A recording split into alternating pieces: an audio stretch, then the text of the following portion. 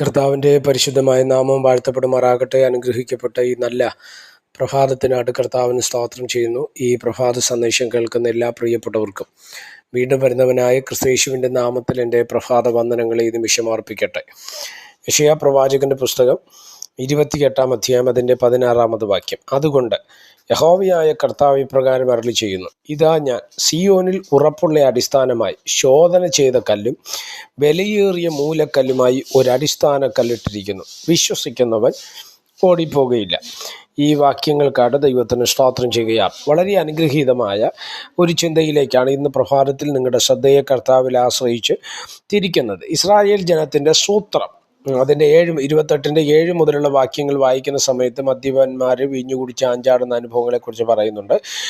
സ്തോത്രം താഴോട്ട് വായിച്ചു വരുന്ന സമയത്ത് 13-ാം വാക്യത്തിലേക്ക് വരുമ്പോൾ, ആകയാൽ അവർ ചെന്ന് പുറകോട്ട് വീണ് തകർന്നു കുടുക്കിലകപ്പെട്ട് പിടിപെടേണ്ടതിന് യഹോവയുടെ വചനം അവർക്ക് ചട്ടത്തിന്മേൽ ചട്ടം, ചട്ടത്തിന്മേൽ ചട്ടം, സൂത്രത്തിന്മേൽ സൂത്രം, സൂത്രത്തിന്മേൽ സൂത്രം, അവിടെ അല്പം ഇവിടെ അല്പം എന്നായിരിക്കും എന്ന് പറയുന്ന ഒരു അധപ്പതനമുണ്ട് അല്ലേ.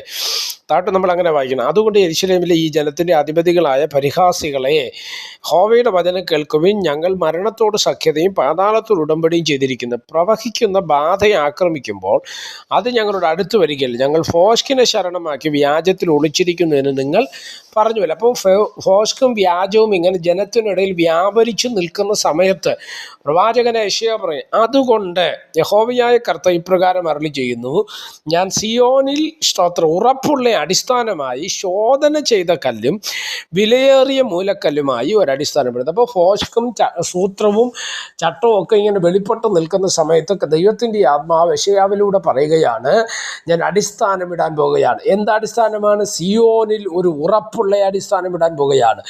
എന്താ അതിൻ്റെ അർത്ഥം? ഇന്ന് പ്രഭാതത്തിൽ ഈ സന്ദേശം നിങ്ങൾ കേൾക്കുമ്പോൾ ചുറ്റുപാടുകൾ പ്രതികൂലമായിരുന്നാലും ദൈവപ്രവൃത്തി നടക്കാൻ കഴിയാത്ത വിധ സാഹചര്യങ്ങൾ നെഗറ്റീവായി നിൽക്കുമ്പോൾ അതിൻ്റെ നടുവിൽ ദൈവം പറയുന്നില്ല, ഞാൻ അങ്ങനെ വിട്ടുകൊടുക്കത്തില്ല. പകരം ദൈവത്തിൻ്റെ വിശാലതയേറിയ കരം ഈ വിഷയത്തോടുള്ള ബന്ധത്തിൽ വെളിപ്പെട്ട് വരികയും സ്തോത്രം തകർന്നു പോകുമെന്നോ ശൂന്യമായി പോകുമെന്നോ ഇനി ഇതിനകത്തൊരു നിലനിൽപ്പില്ല എന്ന് ചിന്തിച്ച് വയ്ക്കുന്ന വിഷയത്തിൻ്റെ നടുവിൽ കർത്താവ് പറയുകയാണ്, സ്തോത്രം ഞാൻ ഉറപ്പുള്ള ഒരു അടിസ്ഥാനം ഇടാൻ പോകുകയാണ്.